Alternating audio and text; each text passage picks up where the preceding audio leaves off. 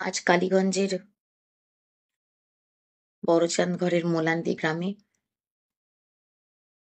একটা মর্মান্তিক দুর্ঘটনা ঘটে গেছে, যেখানে একটা নিষ্পাপ ফুটফুটে 11 বছরের মেয়েকে প্রাণ হারাতে হয়েছে।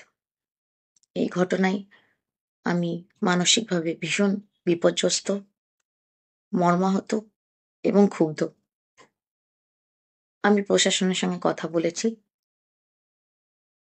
তাদেরকে বার্তা দিয়েছি যে এই ঘটনায় যারা জড়িত, দল মত বর্ণ নির্বিশেষে তাদের যেন কঠোরতম শাস্তি হয়।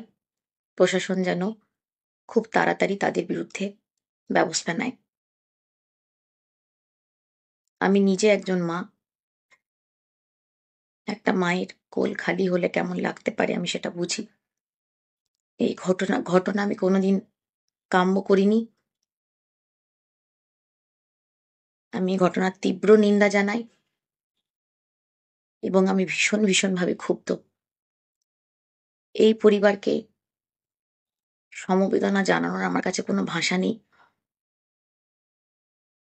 আমার দ্বারা যতটা সম্ভব হবে আমি এই পরিবারের পাশে থাকব এবং আমার এটা দায়িত্ব যেন ভবিষ্যতে এই ধরনের বোমাবাজির ঘটনায় কোনো ছোট্ট শিশুকে প্রাণ না হারাতে হয়, সেটা আমি দেখব এবং প্রশাসনের সঙ্গে আলোচনা করব।